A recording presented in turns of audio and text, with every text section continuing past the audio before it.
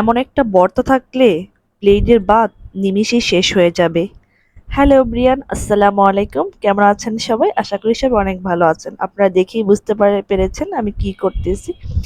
এখানে আমি টমেটো গুলা কেটে তাওয়াতে দিয়ে দিলাম যেন পানিটা শুকিয়ে যায়। সামান্য একটু লবণ দিয়ে আমি পানিটা শুকিয়ে নিচ্ছি। এমনভাবে শুকিয়ে নিয়েছি যেন এটার পানিটা পুরোপুরি শুকিয়ে যায় এবং কালারটা একদম চেঞ্জ হয়ে গেছে, একটু পোড়া পোড়া হয়ে গেছে। পোড়া পোড়া করে আমি এটাকে শুকিয়ে নিলাম। এইখানে আমি শুকনো মরিচ ভেজে নিয়েছি, আর কাঁচা পেঁয়াজ নিয়েছি, ধনিয়া পাতা নিয়েছি, আর টমেটোর এটা নিয়েছি। এগুলাকে আমি এখন ভালো করে হাত দিয়ে মেখে নিব।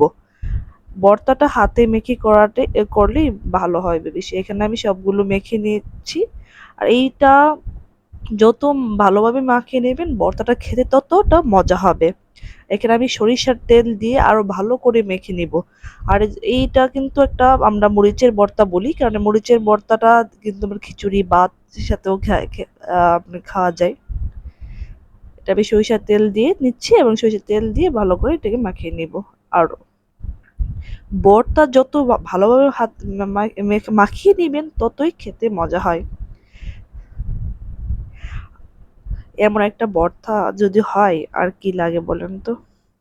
আমি তো আর লোভ সামলাতে পারিনি, এই সাথে সাথেই খেতে বসে গেলাম। তো সবাই ভালো থাকবেন, সুস্থ থাকবেন এবং আমাদের ভিডিও এগুলো দেখবেন, শেয়ার দিয়ে দিবেন। আল্লাহ হাফেজ।